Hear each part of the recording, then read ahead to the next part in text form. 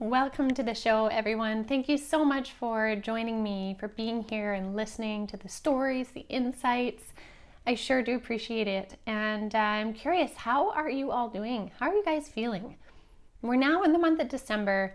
This is a new energy. And if you missed it, definitely check out the December energy update.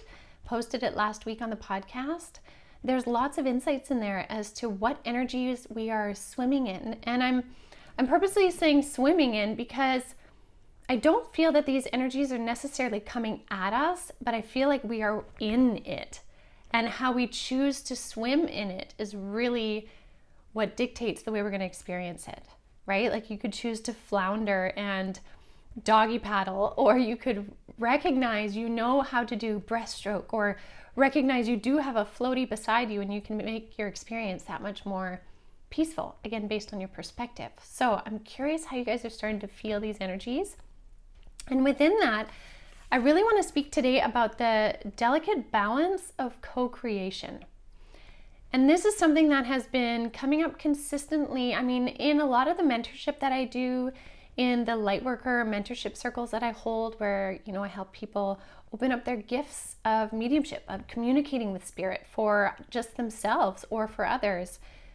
There's a delicate balance of that pathway forward. And I think that applies to the spiritual pathway, not just in communicating with spirit or mediumship or psychic skills, but in being spiritual, in knowing you have guides, connecting with them, and how you do that moving forward.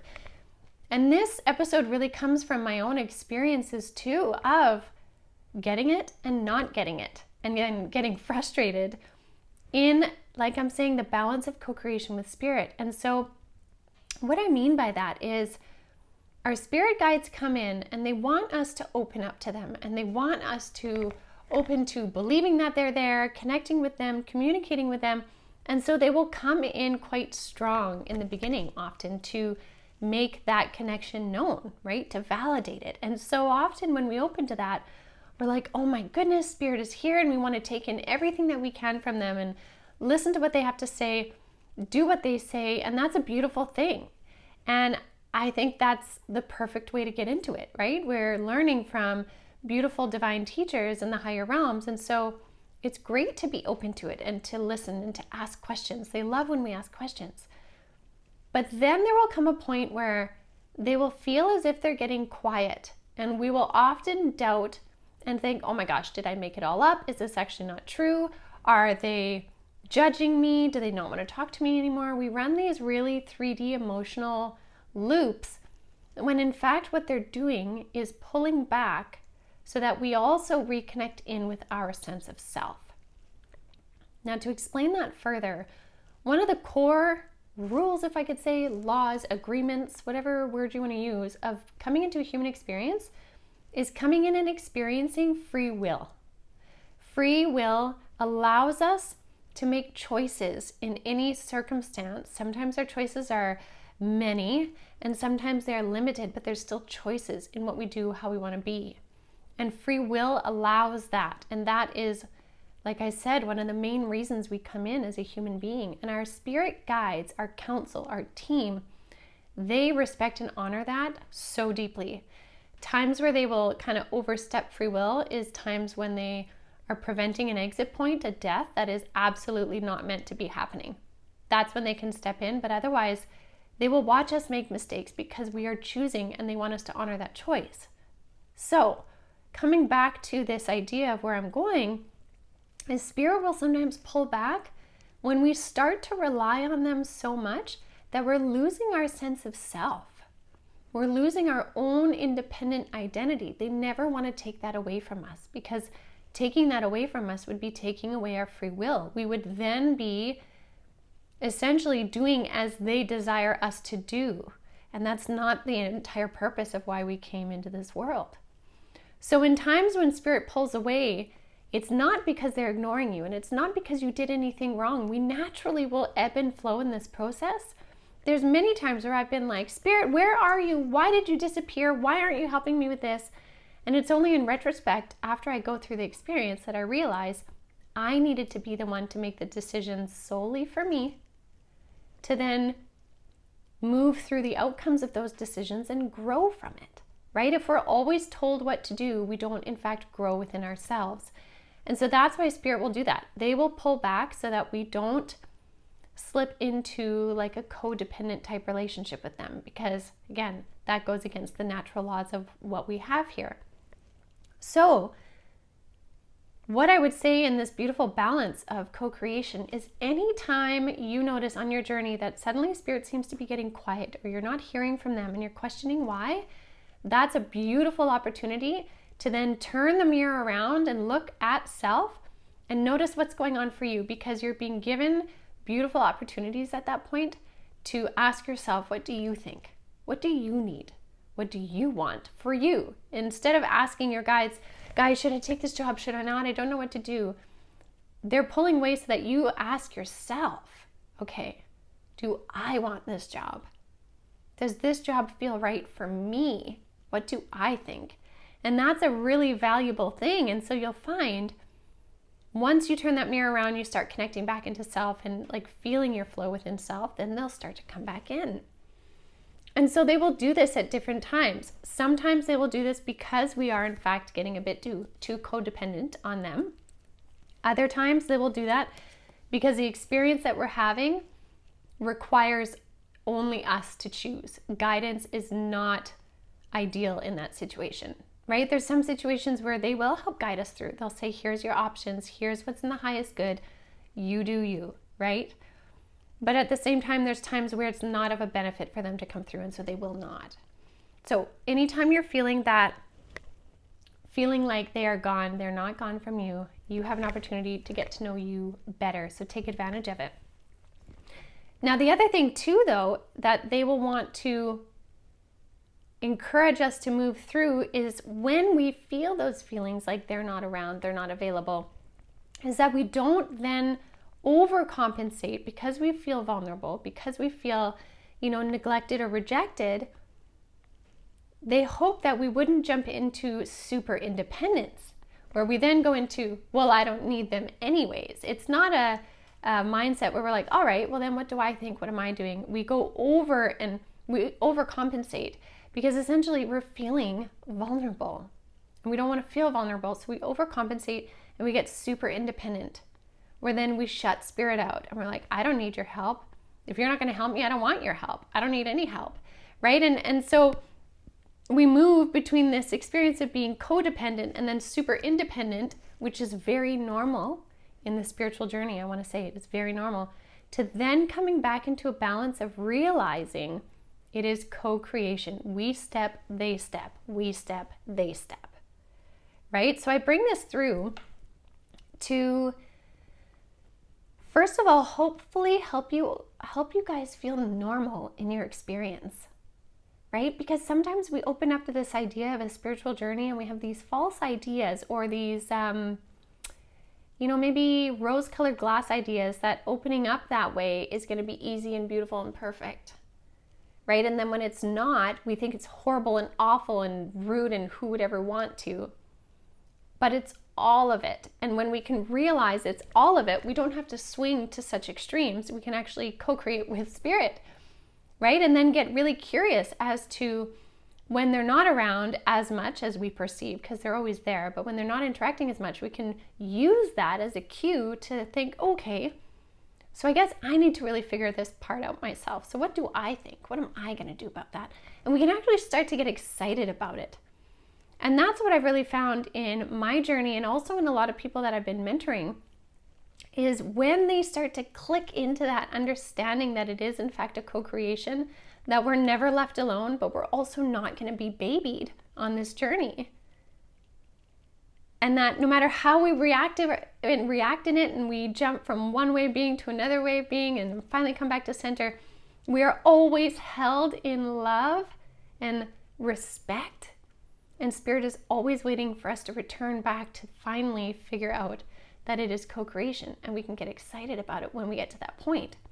So I'm talking about all of this right now because with everything everyone has been going through, I mean, since you guys were born, but more specifically since 2020, because again, 4 years of growth condensed down into 100 years worth of growth condensed down into 4 years, we have been going through a lot. And in going through that, many people have said they felt like this roller coaster ride where one moment they're so aligned and feeling so attuned into spirit and they're getting messages and direction, and then they feel like there's nothing and they feel like they're lost and they don't know who they are and they're in a void, and then they're back again, and then they're lost, and then they're back again, and then they're lost.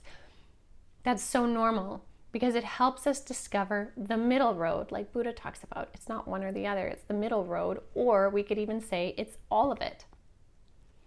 And when we can grab onto that idea, then that journey of the middle road or the all of it becomes more beautiful. And we can take, like I was saying, take cues from what's happening as to greater direction of what we need to look into without feeling rejected or abandoned. Because it's this idea of separateness. We have this idea when we come into a human incarnation, we forget, right? It's part of the journey that we choose to take on, but we forget. We forget that we are a part of the fabric of the universe. We're part of space-time. We're not separate from it. We are a part of it. What we do has ripple effects. Our energy is connected to the energy of all things.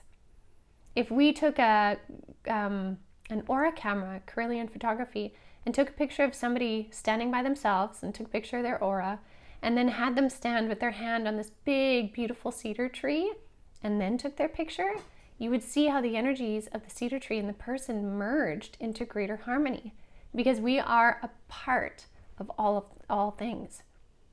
We are a part of the earth. We are part of the ether. We're part of the stars and the cosmos. We're a part of the love energy that moves through all things. We are a part of spirit. We are spirit. We are completely and utterly spirit. Our aura shows us that we are spirit, but right now, a piece of our spirit is embodied in a denser reality that is 3D. That's our earth incarnation. We are never separate from. It's only the perception of it that we are. And that idea of separation makes us feel easily abandoned or rejected, vulnerable, because we feel an energy of lack. And it's our journey that hopefully guides us back to knowing that we are in fact connected to all things.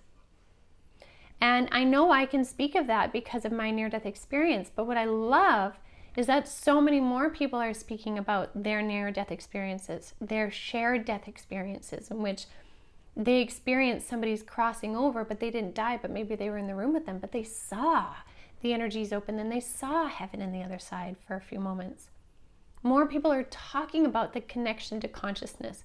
More people are talking about the way in which they can feel the energy of forests and trees and water, the messages in water, right? More people are talking about this to bring back our awareness that we are connected into all things.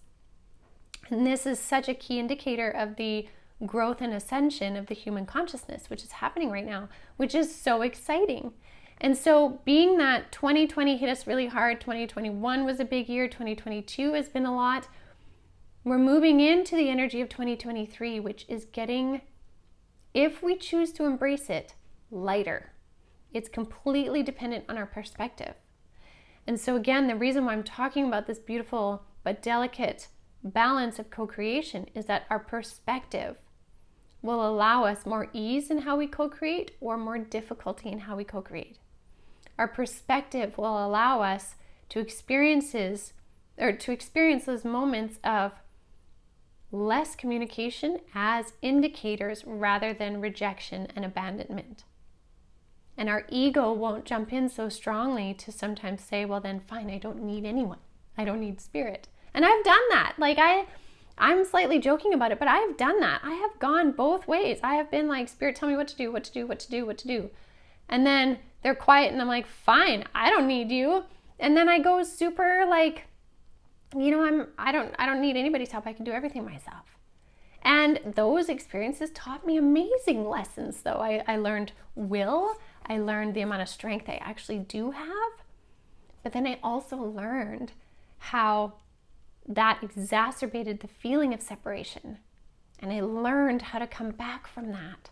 And I learned how to decrease those swings over time, to decrease that roller coaster ride over time, And then I learned how to come back into a greater awareness of balance and co-creation. And many people are learning this right now. So it's not necessarily me telling you how to do it, but shining a light on maybe something you're experiencing right now. And maybe this will validate for you the fact of embracing everything you've been through and seeing the patterns of that codependence or super independence, and then recognizing how you're coming back into more beautiful balance right now, because you are surrounded by spirit. Your guides and your counsel are there for you always, even in the moments of like tough love when they're not showing up the way you want them to. And I say tough love, and to them it's just simply love. They understand the bigger picture. But in that co-creation, it doesn't mean we can't share with them how we feel in the experience too. So to balance co-creation, we have to recognize that we are equal parts important. We can't give all our eggs in the basket of spirit, and we can't take all of the eggs out of spirit's basket in our own. We need to balance sharing them back and forth, right? What you think matters. Your experience in the roller coaster matters. What spirit thinks matters also. But what you do together, essentially what you do within that seamlessness that is you within the fabric of space, time, and existence matters. And when you recognize that, that's where the power comes from, because you really get to recognize how much your ripples affect the world, the people around you, your soul's journey, your energy, and everything. So I will leave that with you guys for today. I hope it helps you to, depending where you are in your journey, to connect in deeper with spirit in love and gratitude. And for some of you, it might be to connect in deeper to your own energies, your own self in love and gratitude, and then bring them all together in the wholeness, because you matter and your journey matters. So I'll leave that with you guys for today. Have a beautiful, beautiful rest of your day. May this week really show you how valuable you are on this planet, how you really are driving in the driver's seat with spirit on your life path, and that it is the best journey you could ever be on. I hope you can see that light within you today and this week. So thanks everyone so much as always for listening. Please do check out avalonspirit.com for lots of different offerings through the personal journey guides, as well as different courses and products that we have there. They all come from our heart, from creation inspired by the guides, and lots of good things to see. So check that out, and I will see you guys again next week.